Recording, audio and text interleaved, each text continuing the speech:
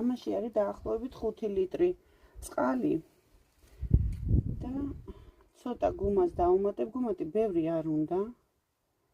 მე თვალის ზომით ვაკეთებ.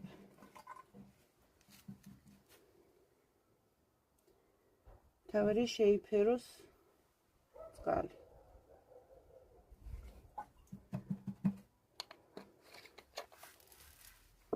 სუნზეც მიხვდებით. საკმარისია. თუ გახსოვთ, წეღან გავუკეთეთ გარშემო პატარა ისინი რა ქვია. კანაოები ხო? თუ რაღაც ისეთი, აი მის გარშემო ესე მოვყარო ფესთა სისტემასთან მივიდეს.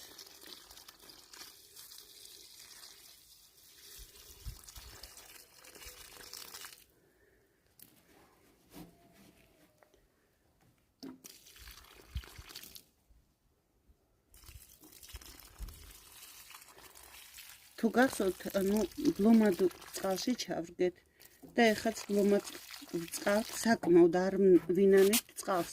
ბუშტულები ამოდის. ეს ნიშნავს, რომ იქიდან თუ კი სადმე ორ მოიყო ჰაერის, ამოიტანს იმას.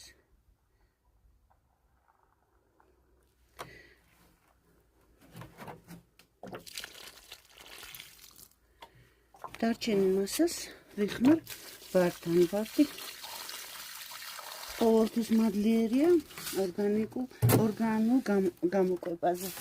წინა დღეებში გავკრიჭე ფიზიკაპუსი და აქვე დავყარე მულჩა.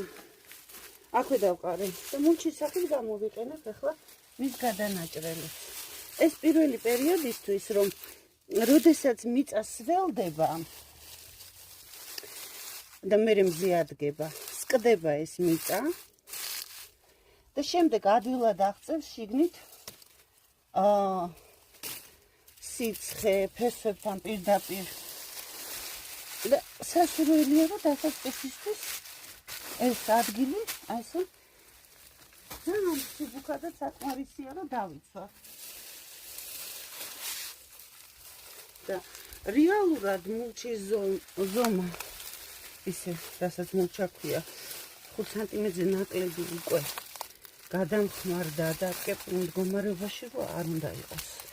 მაგრამ იმისთვის, რისთვისაც ახლა ჩვენ გვჭირდება, ნიადაგს ფარავთ, ვიცავთ გამოშვობისაგან, რომ ეს ახლად გადარგული მცენარე ისედაც სტრესშია და ფესვები დავიცვათ ზედმეტი მზის ღიობისგან.